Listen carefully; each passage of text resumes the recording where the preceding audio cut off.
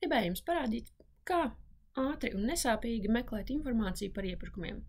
Viens no tādiem draudzīgākajiem resursiem ir iepirkumu uzraudzības biroja mājaslapa.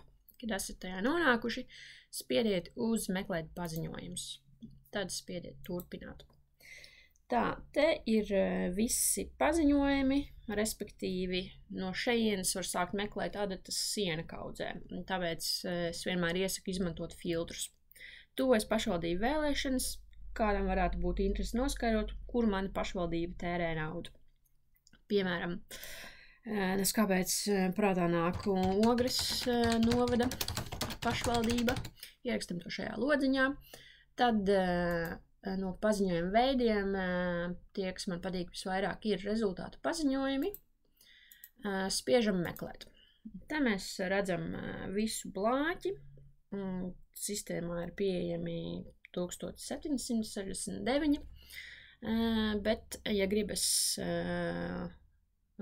atsijāt vēl sīkāk, es iesaku fokusēties uz sarkaniem karogiem. Kādos atrast? Spiežam uz izvērstā meklēšana, apakšā sadaļa sarkanie karodziņi. Izvēlamies, kas nu kuram patīk. Es teiktu, ka man patīk procedūra bez iepriekšējas publikācijas, vai arī saņemts viens piedāvājums. Respektīvi, te nav bijis konkurence, un šeit paziņojums par iepirkumu ir bijis tikai, es nezinu, kādiem speciāli uzaicinātiem vai uzaicinātam pretendentam ciemos uz tēju. Spiežam meklēt. Tagad rezultāti ir daudz mazāk, un te jūs varat iet cauri. Tas, kurš viens tur saņemts viens piedāvājums, vai kur ir šis pārsvītrots mikrofoniņš, jā, procedūra bez iepriekšējas publikācijas. Jūs varat izmantot šo rezultātu, nomainīt vienkārši pašvaldību.